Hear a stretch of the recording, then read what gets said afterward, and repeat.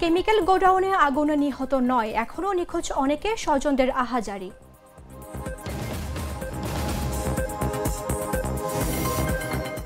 March two সচিবালয় শুরুর পরপরই বাধা, শিক্ষক পুলিশ মুখোমুখি।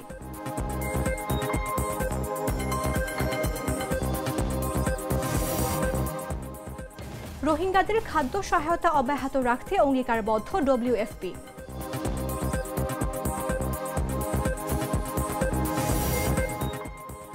জুলাই সনদের বাস্তবায়ন না করে সেফ এক্সিট নেই, জানিয়েছেন সার্জিস আলম।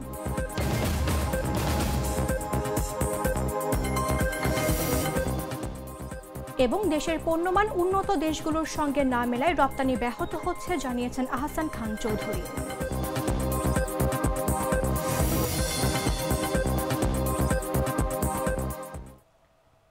আমন্ত্রণ সন্ধ্যা ৭টা নিউজে, আপনাদের সাথে রয়েছে আমি মামদুহা রাইসা।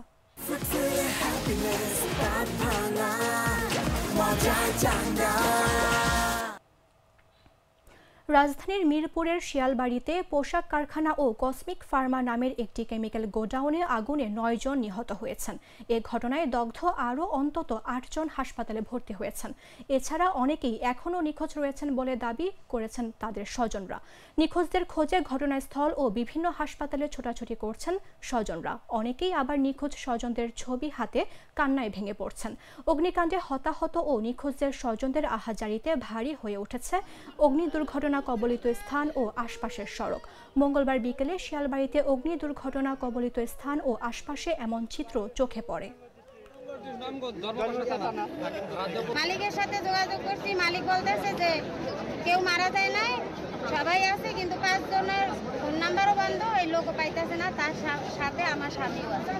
ঢাকা মেডিকেল, সরতি, ইবনে সিনায়, আপনার এই ইসলামী, এদিকে ছোটখাটো যত হসপিটাল আছে এরা জেনে যাইতে কইতেছে, হয়ে গেছি। কোনো জায়গায় আমার স্বামী নাই, কোনো জায়গায় নেই, এরা কিছুই কইতে পারে না। কথা হয় না, ওই ফোন দিয়েছি, ওই যে আগুন আগুন করে চিল্লাইছে, ওই শেষ। বাড়ি ভাড়া বৃদ্ধি সহ ৩ দফা দাবি আদায়ে বেসরকারি শিক্ষা প্রতিষ্ঠানের এমপিওভুক্ত শিক্ষকদের মার্চ টু সচিবালয় কর্মসূচি শুরুর পরপরই তা পুলিশের বাধার মুখে পড়েছে। ব্যারিকেড দিয়ে রাস্তায় আটকে দেওয়া হয়েছে তাদের। মঙ্গলবার বিকেল 4:15টার দিকে কেন্দ্রীয় শহীদ মিনার থেকে সচিবালয় অভিমুখে রওনা দেন শিক্ষকরা। তবে হাইকোর্টের কাছাকাছি যেতেই তাদের আটকে দেয় পুলিশ। পরে সেখানে অবস্থান নিয়ে স্লোগান দিচ্ছেন শিক্ষকরা। এদিকে পুলিশ ও শিক্ষকদের মুখোমুখি অবস্থানে উত্তেজনা ছড়িয়ে পড়েছে। শিক্ষকদের আর সামনে এগোনোর চেষ্টা করতে নিষেধ করেছে পুলিশ। তাদের সেখানে বসে যাওয়ার জন্য পুলিশ কর্মকর্তাদের অনুরোধ করতে শোনা যায়। শিক্ষকরা বলছেন তাদের যৌক্তিক দাবি মেনে নিতে অর্থ ও শিক্ষা মন্ত্রণালয়ে টালবাহানা শুরু করেছে। তারা সচিবালয়ে যাবেন এবং যতক্ষণ না প্রজ্ঞাপন জারি করা হবে ততক্ষণ সেখানে অবস্থান করবেন। প্রয়োজনে সচিবালয়ে ঘেরাও করে হলেও তারা দাবি দাওয়া আদায় করেই ঘরে ফিরবেন।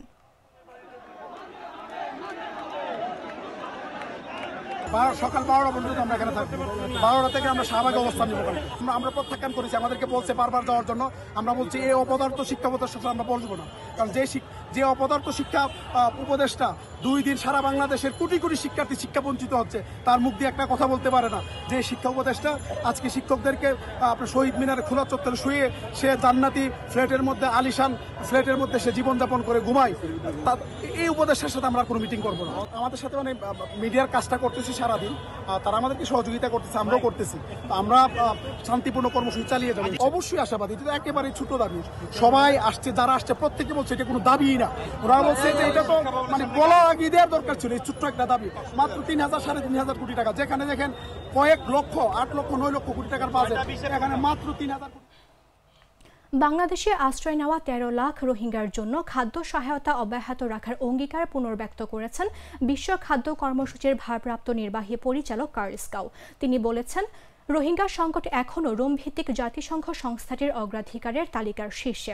মঙ্গলবার ইতালির রাজধানী রোমের এক হোটেলে বাংলাদেশ সরকারের প্রধান উপদেষ্টা অধ্যাপক ডক্টর মোহাম্মদ ইউনুসের সঙ্গে সাক্ষাৎকালে তিনি এ প্রতিশ্রুতি দেন।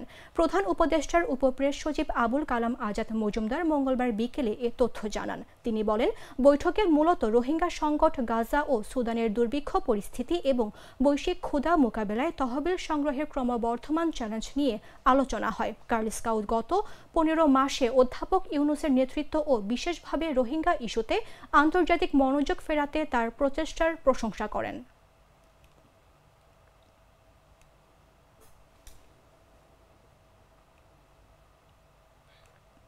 শীর্ষস্থানীয় শিল্পগ্রুপ প্রাণ আরএফএল-এর চেয়ারম্যান ও প্রধান নির্বাহী কর্মকর্তা আহসান খান চৌধুরী বলেছেন, দেশের পণ্যের ক্ষেত্রে যে স্ট্যান্ডার্ড বা মান প্রণয়ন করা হচ্ছে অনেক ক্ষেত্রে সেটি বিশ্বের অন্য উন্নত দেশগুলোর মানের সঙ্গে মিলছে না, যে কারণে পণ্য রপ্তানি ব্যাহত হচ্ছে। তিনি বাংলাদেশে পণ্য, সেবা বা প্রক্রিয়ার মান নির্ধারণ করা একমাত্র প্রতিষ্ঠান বাংলাদেশ স্ট্যান্ডার্ডস অ্যান্ড টেস্টিং ইনস্টিটিউশনকে আন্তর্জাতিক মানের পণ্যমান প্রণয়নের আহ্বান জানিয়েছেন। মঙ্গলবার রাজধানীর কৃষিবিদ ইনস্টিটিউশনে বিশ্ব মান দিবস উপলক্ষে আলোচনা সভায় বিশেষ অতিথির বক্তব্যে তিনি এ তাগিদ দেন। সভায় প্রধান অতিথি ছিলেন শিল্প সচিব ওবায়দুর রহমান। এছাড়াও উপস্থিত ছিলেন কনজিউমার্স অ্যাসোসিয়েশন অব বাংলাদেশের সভাপতি AHM শফিকুজ্জামান, বাংলাদেশ প্রকৌশল বিশ্ববিদ্যালয়ের উপাচার্য প্রফেসর ডক্টর আব্দুল হাসিব চৌধুরী ও BSTI মহাপরিচালক SM ফেরদৌস প্রমুখ। যত BSTI মানুষগুলো কমিটেড হবেন তত কিন্তু দেশ অবশ্যই এগিয়ে যাবে এবং দেশ কিন্তু দ্রুত ভালো করবে। আমি জানি যে আমাদের মহামান্য সরকার, আমাদের জাতীয় সরকার, তারা BSTI এর পিছনে ব্যাপক বিনিয়োগ করেছে। এই বিনিয়োগ আমরা কাজে লাগাতে চাই। মালয়েশিয়াতে এক্সপোর্ট করি, জাকির হালাল কিন্তু বাংলাদেশের হালালকে কিন্তু তারা এখনো মানছে না। মই হালাল ইন্দোনেশিয়াতে তারা কিন্তু আমাদের হালালকে মানছে না।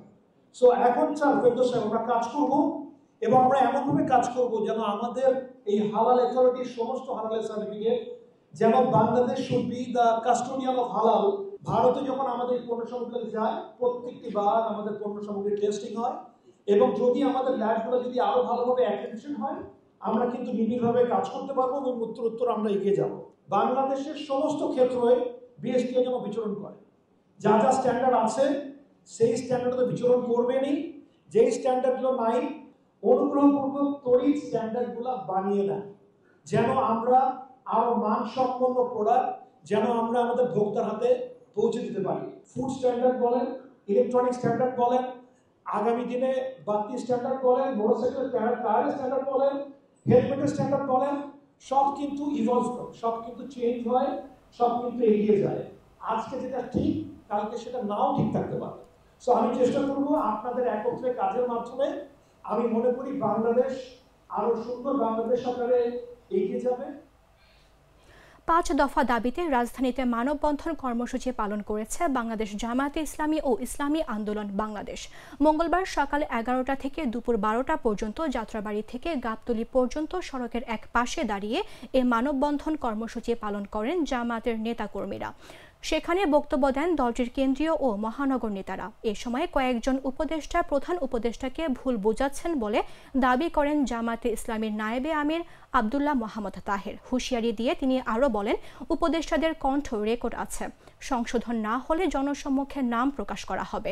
এদিকে সকালে গাবতলী থেকে যাত্রাবাড়ি পর্যন্ত মানববন্ধন পালন করে ইসলামী আন্দোলন বাংলাদেশ। কর্মসূচিকে কেন্দ্র করে সকাল থেকে মহানগরীর নেতাকর্মীরা মতিঝিল শাপলা চত্বরে অবস্থান নেন।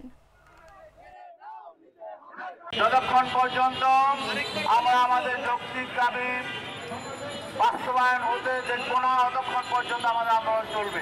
আমাদের ষষ্ঠ ভাষা আগামী জাতীয় সংসদ নির্বাচন বিহার ছাড়া এদেশের জনগণ মেনে নেবে না। যেই দিনের মাধ্যমে ওই কারাগারের শৃঙ্খল ভেঙে জাতীয় নেতৃবৃন্দ মুক্তি পেয়েছেন, সেই দিনের আইনি ভিত্তি রচনা না হওয়া পর্যন্ত আমরা রাজপথ ছেড়ে দিতে পারি না। বাংলাদেশের ইতিহাসে একটি গণভোট হয়েছিল 21 দিনে, আর একটি গণভোট হয়েছিল মাত্র 17 দিনে, এবং 17 দিন 21 দিনের নির্বাচনের গণভোটে আজ পর্যন্ত কেউ কোনো প্রশ্ন তুলেনি। প্রক্রিয়ার ক্ষেত্রে আমরা ইলেকশন কমিশনকে বলে আসছি যে এই নির্বাচনে 1 মাসের ভিতরে গণভোট করা সম্ভব। যদি আজকে হচ্ছে অক্টোবরের 14, নভেম্বরের 15 যদি গণভোট হয়, নির্বাচন যদি ফেব্রুয়ারির 16 তারিখ হয়, তাহলে ডিসেম্বর, জানুয়ারি, ফেব্রুয়ারি 2.5 মাস আমাদের হাতে থাকে। একটি নির্বাচন আগে থেকে প্রস্তুতি চলছে, আরামের পরে আরেকটি নির্বাচন, এখানে ভেজালের কিছু নাই। বাছাইকৃত লাল সরিষার দানা থেকে তৈরি হয় প্রাণ সরিষার তেল, আসল ঝাঁঝে আসল স্বাদে। জুলাই সনদের বাস্তবায়ন না করে কারো সেফ এক্সিটে নেই বলে জানিয়েছেন জাতীয় নাগরিক পার্টির উত্তরাঞ্চলের মুখ্য সংগঠক সার্জিস আলম। মঙ্গলবার দুপুরে এনসিপির নেত্রকোনা জেলার সাংগঠনিক সমন্বয় সভায় এ কথা জানান তিনি। শহরের বড় বাজার এলাকায় সালথি রেস্টুরেন্ট অ্যান্ড পার্টি সেন্টারে জেলা এবং উপজেলা পর্যায়ের সমন্বয় কমিটির সদস্যদের নিয়ে সভায় সাংবাদিকদের সঙ্গে কথা বলেন তিনি। এখানে যদি বিচারিক প্রক্রিয়ার দৃশ্যমান আমরা একটা রায় এবং কার্যকারিতা দেখতে পাই, তাহলে ফেব্রুয়ারিতে নির্বাচন নিয়ে এনসিপির আলাদা করে কোনো আপত্তি নেই। কিন্তু যদি এমন হয় যে এই বিষয়গুলো অর্থাৎ জুলাই সনদের আইনগত ভিত্তি এবং বাস্তবায়নের প্রক্রিয়া, এরপরে হচ্ছে এই যে আমাদের বিচারিক যে প্রক্রিয়ার দৃশ্যমান অগ্রগতি, এই বিষয়গুলো যদি পিছিয়ে যায়, প্যারালালি এটা নির্বাচনের উপরে প্রভাব ফেলবে এবং নির্বাচনে পিছিয়ে যেতে পারে। সো আমরা অন্তর্বর্তীকালীন সরকার সহ এই বিষয়গুলোর সাথে সংশ্লিষ্ট যারাই আছেন তাদের কাছে আহ্বান করব যে এনসিপি নির্বাচন পিছানোর এই মানসিকতা ধারণ করে না, কিন্তু ব্যাপারটা হচ্ছে জনগণের সকল আকাঙ্ক্ষাকে উপেক্ষা করে যদি নির্বাচন কেন্দ্রিক চিন্তা হয়। রাকসু নির্বাচনে 17টি কেন্দ্রের প্রতিটিতে 6 রঙের ব্যালট বাক্স থাকবে। 6টি ব্যালটে ভোট দিতে হবে। একজন ভোটারকে ভোট দিতে হবে মোট 43টি। নির্দিষ্ট ঘরে ক্রস চিহ্ন ব্যবহার করে নির্দিষ্ট রঙের ব্যালট বাক্সে নির্দিষ্ট ব্যালটে ফেলতে হবে। দ্রুত ভোট গণনা শেষে ফলাফল প্রকাশ করতে ভিন্ন ভিন্ন রঙের ব্যালটের ব্যবস্থা রাখা হয়েছে। রাজশাহী বিশ্ববিদ্যালয়ে কেন্দ্রীয় ছাত্র সংসদ নির্বাচনে নির্বাচন কমিশন সূত্রে এসব তথ্য জানা গেছে। রাকসু নির্বাচনের প্রচারণা শেষ হচ্ছে আজ। এরই মধ্যে নির্বাচনের সব ধরনের প্রস্তুতি শেষ করছেন নির্বাচন কমিশন।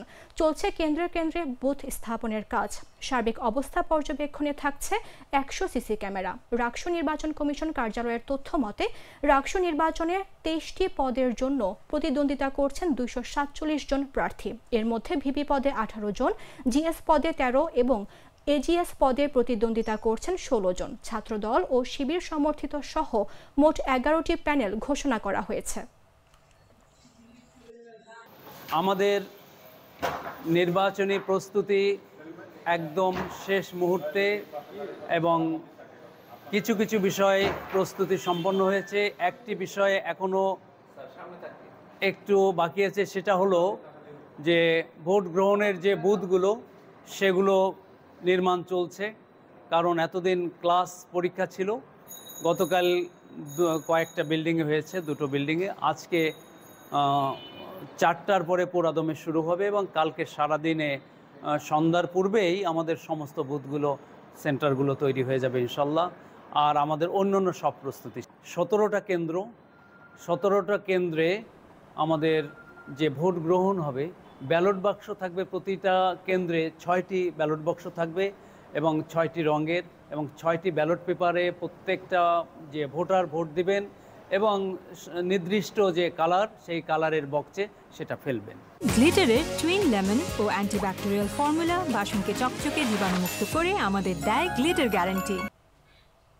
জানাবো আন্তর্জাতিক সংবাদ।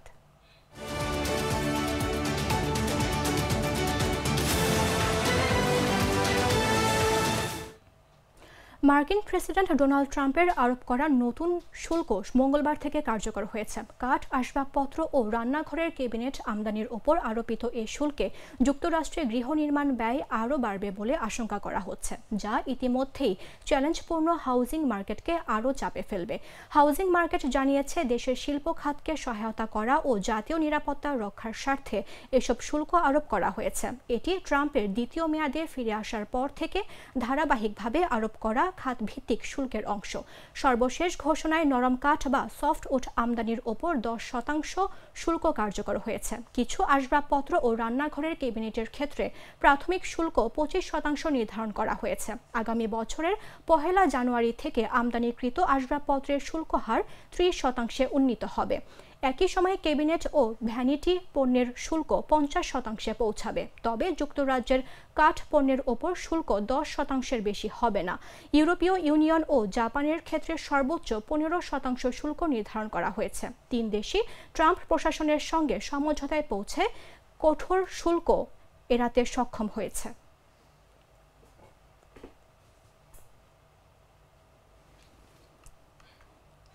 ইউক্রেনের প্রেসিডেন্ট ভ্লাদিমির জেলেনস্কি জানিয়েছেন তিনি চলতি সপ্তাহের শুক্রবার ওয়াশিংটনে মার্কিন প্রেসিডেন্ট ডোনাল্ড ট্রাম্পের সঙ্গে বৈঠক করবেন। আলোচনায় মূল বিষয়ে থাকবে ইউক্রেনের আকাশ প্রতিরক্ষা ব্যবস্থা ও রাশিয়ার ওপর আরও চাপ সৃষ্টি করার উপায়। জেলেনস্কি জানান ওয়াশিংটনে তিনি সেখানে অবস্থানরত ইউক্রেনীয় প্রতিনিধি দলের সঙ্গে যোগ দেবেন, যারা বর্তমানে মার্কিন রাজনীতিক ও কোম্পানিগুলোর সঙ্গে বৈঠক করছে। তিনি আশা করছেন শুক্রবার ট্রাম্পের সঙ্গে তার বৈঠক অনুষ্ঠিত হবে। এক সাংবাদিকের প্রশ্নের জবাবে ট্রাম্পও বিষয়টি নিশ্চিত করেছেন। মধ্যপ্রাচ্য সফর শেষে ওয়াশিংটনে ফেরার পথে এক সংক্ষিপ্ত বিরতির সময় তিনি বলেন, এটি হবে জেলেনস্কির চলতি বছরের জানুয়ারির পর থেকে তৃতীয়বারের মতো হোয়াইট হাউস সফর।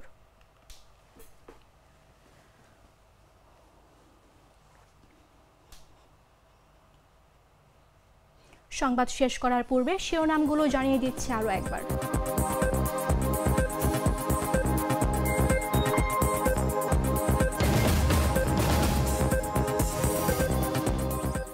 কেমিক্যাল গোডাউনে আগুনে নিহত নয়, এখনও নিখোঁজ অনেকে, স্বজনদের আহাজারি।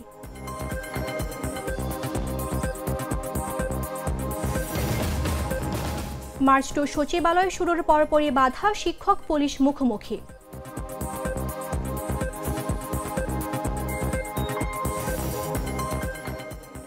রোহিঙ্গাদের খাদ্য সহায়তা অব্যাহত রাখতে অঙ্গীকারবদ্ধ WFP।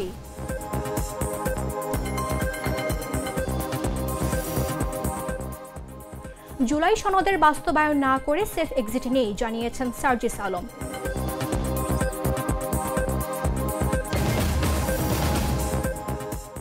এবং দেশের পণ্যমান উন্নত দেশগুলোর সঙ্গে না মেলায় রপ্তানি ব্যাহত হচ্ছে, জানিয়েছেন আহসান খান চৌধুরী।